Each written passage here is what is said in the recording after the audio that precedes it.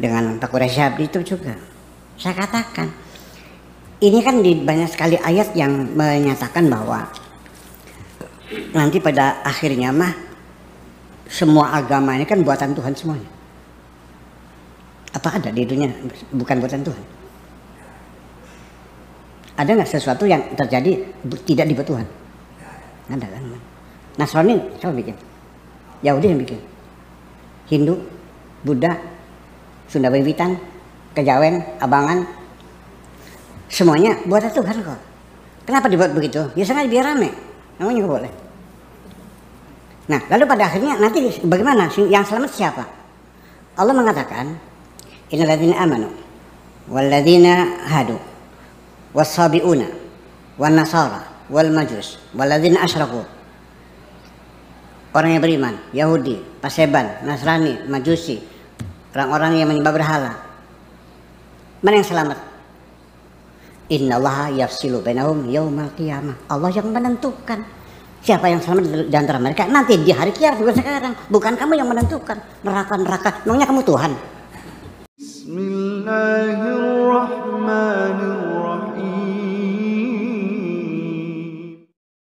Assalamualaikum warahmatullahi wabarakatuh. Alhamdulillahirabbil alamin. Assalatu wassalamu ala nabiyyina Muhammadin wa ala alihi wa sahbihi ajma'in.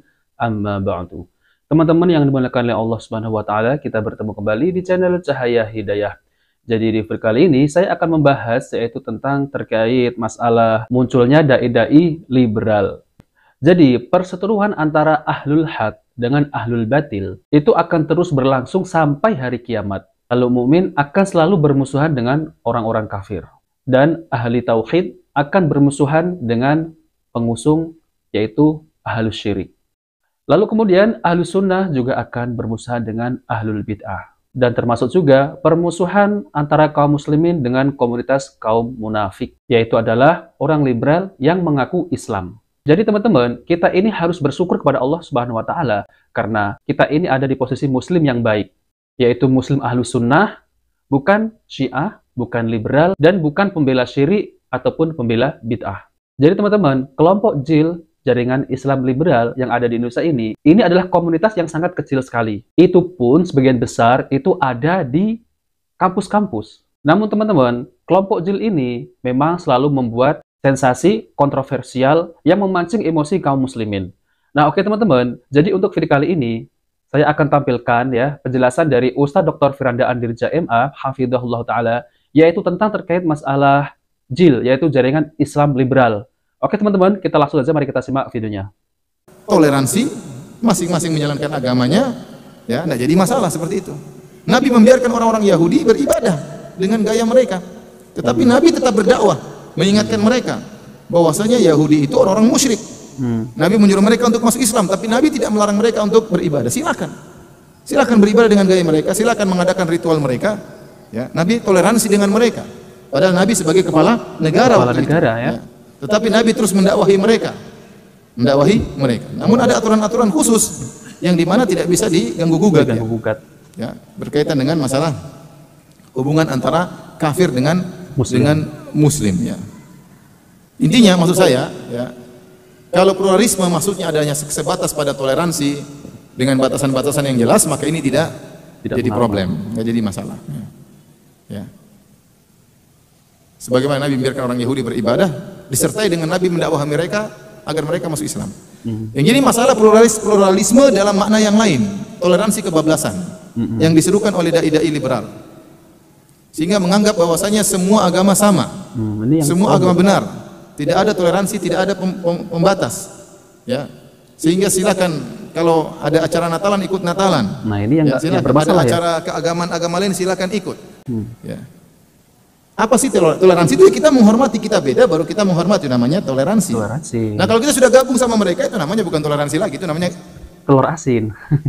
Jadi seperti mereka, ya. Iya. Paham? Kalau toleransi itu kita beda, kita menghargai mereka. Ya. Nah kalau kita sudah masuk dalam acara mereka, ikut-ikutan Natalan, ikut-ikut acara agama mereka, ini bukan toleransi lagi. Itu namanya sudah berubah. Sudah berubah. Oleh karenanya alhamdulillah Majelis Ulama Indonesia telah mengeluarkan fatwa yang tegas ya tentang haramnya pluralisme. Ya. Di mana dalam fatwa tersebut disebutkan di antara pemikiran pluralisme menganggap semua penganut agama masuk surga. Nah, Semua penganut agama masuk surga, ya. Jadi di surga sana, ya, bukan cuma ada surga orang Islam, ya. Ya, orang-orang liberal selalu mengatakan, kalian jangan monopoli surga wahai orang Islam. Surga itu luas, ya. Jadi ada surga Islam, ada surga Yahudi, surga Nasrani, surga Hindu, surga Buddha. Ya. Nanti mungkin bisa kunjung-kunjungan di sana. Kunjung-kunjungan di sana, ya. Mungkin ada juga surga PKI, surga ateis mungkin juga ada. Ya. Surga PKI. Jadi yang ini yang dikritiki oleh Majelis Ulama Indonesia dengan fatwa haramnya pluralisme. Haramnya pluralisme. Ya. Oke. Jadi toleransi baik, tapi jangan kebablasan. Toleransi tetap aja harus ada pembeda antara Islam dengan orang non Muslim. Ya, kita menghargai mereka, tapi kita tidak harus jadi seperti mereka. Tidak harus. Iya. Alhamdulillah, kondisi aman-aman saja. Betul, ya. ya. Tidak harus menimbulkan keamanan dengan menjadi mereka, tidak. Iya. Dengan membiarkan mereka mengadakan acara mereka, dengan membiarkan mereka berkeyakinan dengan keyakinan mereka, dengan membiarkan mereka beribadah di tempat ibadah mereka, nggak ada masalah.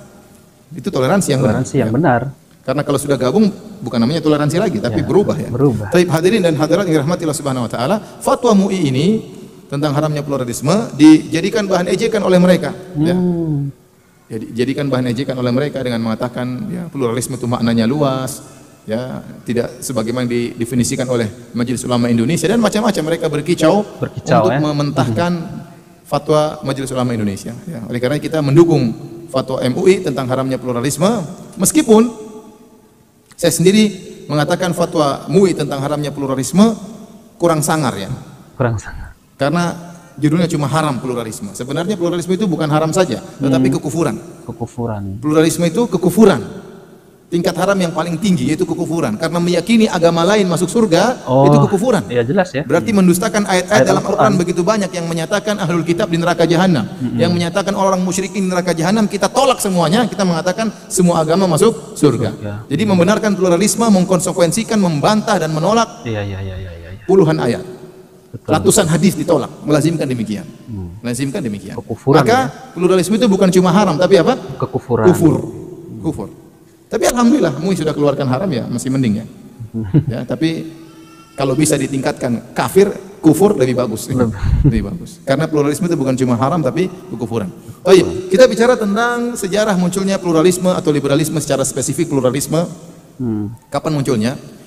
Sebenarnya kalau kita perhatikan sejarah, ya, liberalisme atau pluralisme itu adalah pemahaman yang baru dalam semua agama. Baru dalam semua agama. Pluralisme atau hukum asal semua agama adalah eksklusivisme. Eksklusivisme itu lawan dari inklusivisme. Inklusivisme mirip dengan pluralisme. Inklusivisme itu artinya semua benar, terbuka. Eksklusif hanya kita yang benar. Ya, kamu jangan eksklusif, jangan merasa benar sendiri. Itu namanya eksklusivisme. Dan semua agama dibangun di atas eksklusivisme. Ya. Semua agama merasa paling benar sendiri. Semua agama demikian. Betul, semua agama, ya. Mana ada agama mengatakan kita benar semua? Ya. Mana ada agama mengatakan kita benar semua? Mau Yahudi, mau Nasrani, mau Hindu, mau Buddha, semua merasa dia yang paling benar. Ya. Jadi bukan orang Islam aja yang merasa paling benar. Semua agama merasa paling benar. Kalau kita bicara tentang orang-orang Yahudi, maka mereka merasa paling benar. Iya, betul. Mereka mengatakan surga yang huni cuma mereka. Ya. Kata Allah, "Qul in kanat lakumud darul akhiratu indallahi khalisatan min dunin nas, fatamannawul mauta in kuntum shadiqin." Orang Yahudi menyangka kalau mereka mati pasti masuk surga. Kalau mereka mati pasti masuk surga. Kalaupun masuk neraka, kata mereka cuma sebentar. Wa qalu lan tamassana an-nar illa ayyaman ma'duda. Kata mereka, kita tidak akan terkena neraka kecuali cuma beberapa hari saja. Kalaupun masuk neraka cuma diadab beberapa hari. Dan itu sampai sekarang keyakinan mereka seperti itu. Saya tahu dari mana karena saya punya teman di Australia kongsi dagang sama orang Yahudi dan sering berdialog dengan orang Yahudi. Ini orang Yahudi meyakini demikian. Kita ini pasti masuk surga karena kita adalah sya'bullahil mukhtar. Kita ini adalah suku yang dipilih oleh Allah Subhanahu wa taala.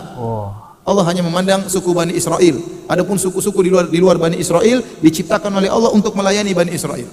Bahkan dalam sebagian pernyataan mereka menyatakan bahwasanya seluruh manusia selain Bani Israel pada hakikatnya seperti hewan. Hanya saja Allah ciptakan hewan-hewan tersebut dalam bentuk manusia supaya bisa melayani orang Yahudi. Kalau antum-antum ini bentuknya sapi, kambing kan susah diperintah-perintah. Tetapi kalau bentuknya manusia mudah untuk melayani orang-orang Yahudi. Jadi mereka menyangka mereka aja yang benar. Iya, iya, iya. Betul. Tuhan hanya milik mereka saja. Makanya kenapa orang Yahudi tidak suka dengan agama Nasrani? Tatkala muncul Nasrani dianggap sebagai agama internasional. Ya, bid'ah yang dimunculkan oleh Paulus dalam agama Nasrani. Tadinya agama Nasrani juga agama spesifik, hanya untuk kambing domba-domba Bani Israel. Muncul Paulus membuat agama Nasrani sebagai agama yang apa? Internasional. Orang Yahudi tidak terima. Loh, kita ini agama spesial, kenapa dijadikan internasional? Sehingga orang Yahudi tidak suka dengan apa? Nasrani. Ya. Benci dengan agama Nasrani. Selain mereka tidak suka dengan Nabi Isa, terlebih lagi ternyata agama Nasrani dijadikan sebagai agama internasional. Mereka maunya eksklusif dan mereka menyangka mereka pasti masuk surga kalau meninggal. Maka Allah bantah. Qul in kanat lakumud darul akhiratu indallahi khalisatan min dunin nas. Katakanlah wahai Muhammad kepada orang Yahudi, kalau seandainya surga itu hanya milik kalian, spesial, yang lain tidak bisa masuk surga, fatamannawul maut. Kalau gitu minta mati aja. Kalau kalian merasa pasti masuk surga, ngapain hidup lama-lama? Minta mati aja sekarang. Tapi kata Allah Subhanahu wa taala, ya, wala yatamannawnahu abadan. Mereka tidak bakalan minta mati. Justru orang Yahudi paling ingin hidup lama. Ya. Jadi mereka sangat merasa eksklusif. Seperti dalam ayat yang lain juga Allah berfirman, "Qul ya ayyuhalladzina hadu in za'amtum annakum awliya'u lillahi min dunin nas fatamannawul mauta in kuntum shadiqin." Katakanlah wahai Muhammad kepada orang Yahudi, kalau kalian merasa kalian hanya wali-wali Allah cuma kalian dan kalian merasa masuk surga pasti kalau mati pasti masuk surga, maka mintalah kematian. Namun mereka tidak pernah minta mati. Nah, teman-teman yang dimuliakan oleh Allah Subhanahu wa taala, jadi itulah ya penjelasan dari Ustadz Dr. Firanda Andirja MA hafizahullah taala, yaitu tentang terkait masalah JIL, yaitu jaringan Islam liberal.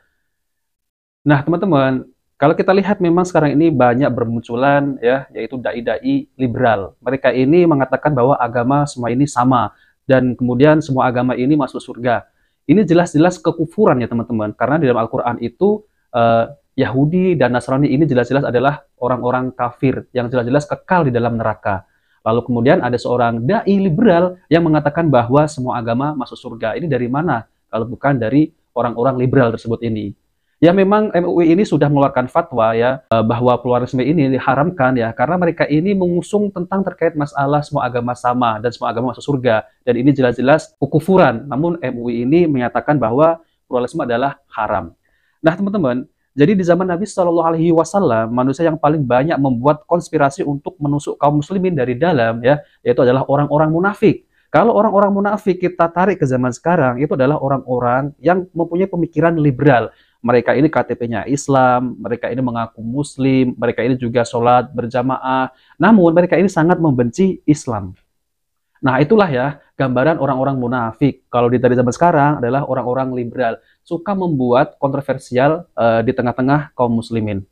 Lalu kalau di zaman Nabi Shallallahu Alaihi Wasallam ya, orang-orang munafik ini mereka mengaku Muslim, lalu kemudian ikut salat berjamaah dengan tujuan agar bisa mendapatkan pengakuan sebagai penduduk Madinah. Ini orang-orang munafik di zaman dahulu. Nah, sama persis seperti JIL, jaringan Islam liberal di tempat kita ini ya, di Indonesia. Mereka ini memperjuangkan pluralisme, yaitu semua agama sama, tapi diminta pindah agama ataupun keluar dari Islam, mereka tidak mau. Karena apa? Secara KTP ya, secara identitas, mereka ini Islam, Muslim. Namun faktanya ya, mereka ini membenci Islam. Lalu kemudian konspirasi terbesar orang munafik di zaman Nabi Shallallahu Alaihi Wasallam itu adalah bagaimana bisa mengusir Nabi Shallallahu Alaihi Wasallam dan kaum muhajirin, yaitu dari Madinah. Dan mereka ini memang sangat membenci sekali kepada kaum muslimin. Ini orang-orang munafik di zaman dulu ya.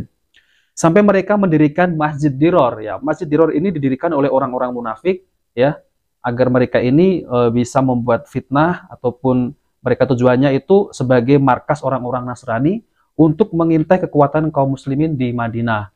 Nah, maka dari itu, Masjid Diror tersebut itu dihancurkan oleh kaum muslimin atas perintah Nabi Shallallahu Alaihi Wasallam. Mereka lah yang manusia yang paling nyelekit bagi Nabi Shallallahu Alaihi Wasallam, yaitu orang-orang munafik. Mereka senang ketika melihat sahabat susah, sebaliknya mereka susah melihat sahabat senang. Lalu Allah berfirman di dalam Al-Quran, yaitu surat Al-Imran ayat 120, yang artinya ketika kalian mendapatkan kebaikan, mereka, orang-orang munafik merasa susah, dan ketika kalian tertimpa kesusahan, yaitu mereka senang, orang-orang munafik ini senang ketika melihat kaum muslimin, yaitu Nabi dan para sahabat itu susah. Mereka itu senang kalau melihat orang susah. Nah, lalu ini adalah sejarah berulang kembali ya teman-teman ya. Di masa silam ya ada orang munafik, namun di zaman sekarang ini itu ada orang jil, yaitu jaringan Islam liberal. Sehingga cara paling tepat untuk mengatasi jil adalah dengan meniru bagaimana solusi yang Allah berikan kepada Nabi Shallallahu Alaihi Wasallam ketika menghadapi orang-orang munafik dulu di zaman Nabi. Yaitu salah satunya ya solusi yang diberikan oleh Allah kepada Nabi Shallallahu Alaihi Wasallam, yaitu Allah berfirman di dalam Al-Quran surat Al-Imran ayat 120. Jika kalian bersabar dan bertakwa kepada Allah Subhanahu wa taala, maka konspirasi mereka sama sekali tidak akan membahayakan kalian sama sekali. Sesungguhnya Allah Maha mengetahui dengan rinci terhadap apa yang mereka kerjakan. Allahu Akbar. Nah, teman-teman ya, jadi inilah ya solusi dari Allah ya kepada Nabi Shallallahu alaihi wasallam. Maka kita tiru apa yang diberikan solusi ini kepada Nabi Shallallahu Alaihi Wasallam. Lalu apa itu solusinya? Yang pertama adalah berusaha bersabar, yaitu tidak terpancing emosi, tidak membalas dengan amarah, tidak membalas dengan caci maki, diamkan dan tinggalkan mereka, tidak perlu digubris. Nah, ini orang-orang liberal ya.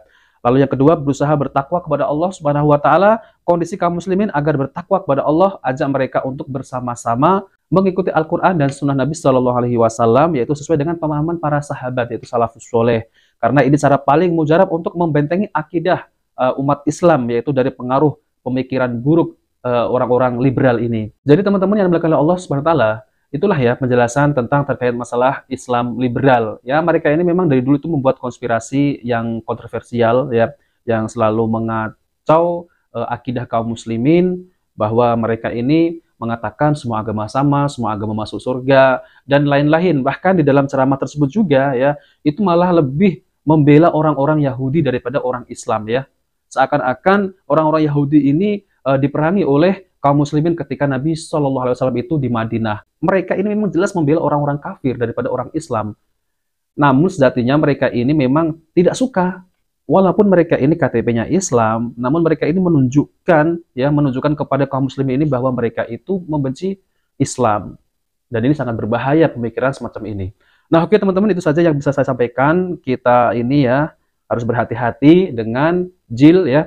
Yang pertama kita harus bersabar, kemudian kita ini harus bertakwa kepada Allah Subhanahu wa taala, dan kita harus berpegang kepada Al-Qur'an dan Sunnah Nabi Shallallahu alaihi wasallam sesuai dengan pemahaman para sahabat salafus soleh. Insya Allah kita tidak akan terpengaruh dengan tipu daya mereka, yaitu orang-orang munafik, yaitu jil, jaringan Islam liberal. Nah, oke teman-teman, jika video ini bermanfaat, jangan lupa like dan subscribe di channel Cahaya Hidayah. Wabillahi taufiq wal hidayah. Wassalamualaikum warahmatullahi wabarakatuh.